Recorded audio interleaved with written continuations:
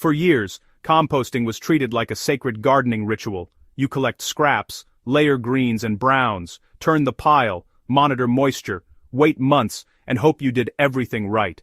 I did all of that. I built piles, I turned heaps, I waited, and after years of trial, error, sweat, and half-finished compost bins, I reached a surprising conclusion. I don't make compost anymore. Not because compost is bad, but because I found a lazier, simpler, and far more effective way to build living soil right where it matters most. Here at Rootshaven Grounds, I care about results, not rituals, and this method delivers season after season. Let me show you exactly why I stopped composting the traditional way, what I do instead, and how you can use this same low-effort system to grow healthier plants with less work. The composting myth we all believe. Most gardeners are taught that compost is the foundation of good soil, and that part is true. What's rarely questioned is the idea that compost must be made in a separate pile, bin, or tumbler. We're told that if we don't turn it balance carbon and nitrogen perfectly, and wait long enough, we're somehow gardening wrong. The reality is that composting often becomes a chore that drains energy and consistency. Many piles dry out, go anaerobic, or never fully break down. In hot climates they bake, in rainy seasons they rot. In small gardens, they take up precious space, and for busy gardeners, unfinished compost becomes guilt sitting in the corner of the yard. I realized something important. After years of growing food, nature doesn't make compost piles, nature builds soil in place. So, what do I put directly on the soil? Well, honestly, almost everything organic from my garden and kitchen goes right back to the beds. Vegetable peels? I just bury them lightly or, cover them with a bit of mulch. Weeds get chopped and dropped before they have a chance to seed. Old crop plants are cut at the base and left to decompose, roots and all. Dry materials like leaves and straw are especially valuable. They protect the soil surface, prevent moisture loss, and break down slowly, feeding fungi. Green materials like fresh weeds or kitchen scraps provide nitrogen and moisture. Together these materials balance themselves naturally, so there's no need to fuss over measuring ratios.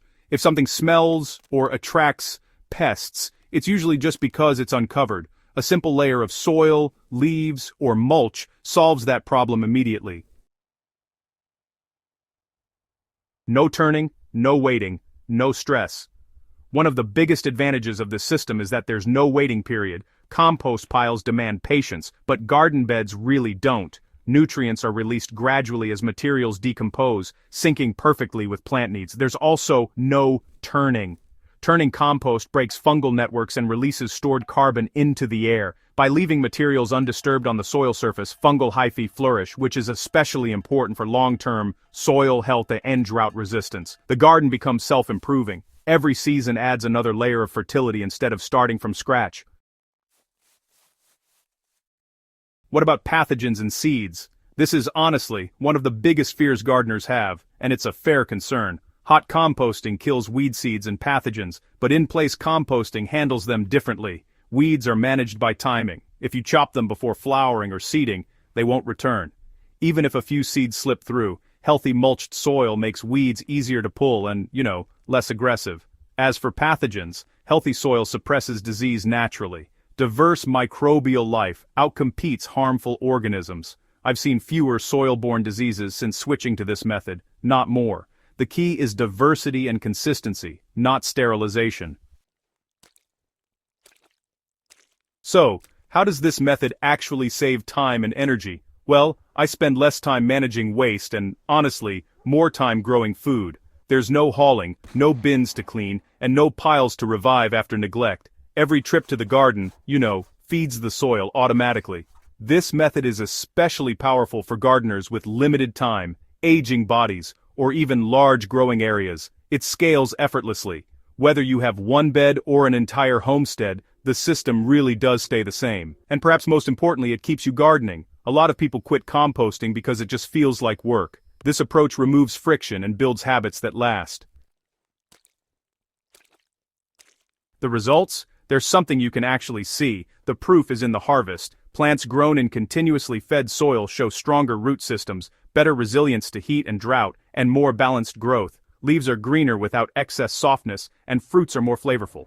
The soil stays cool and moist, even in harsh conditions. After a few seasons, the soil becomes spongy and rich, full of life. Digging gets easier, watering becomes less frequent, and fertilizers just aren't needed anymore. This isn't a shortcut that sacrifices quality.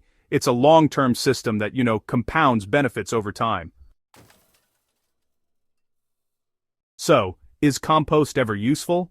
Well, compost still has its place. If you have access to finished compost, it's a fantastic soil amendment, but making it yourself is no longer essential for growing healthy food. The garden can do the composting for you, more efficiently, and, honestly, with a lot less effort.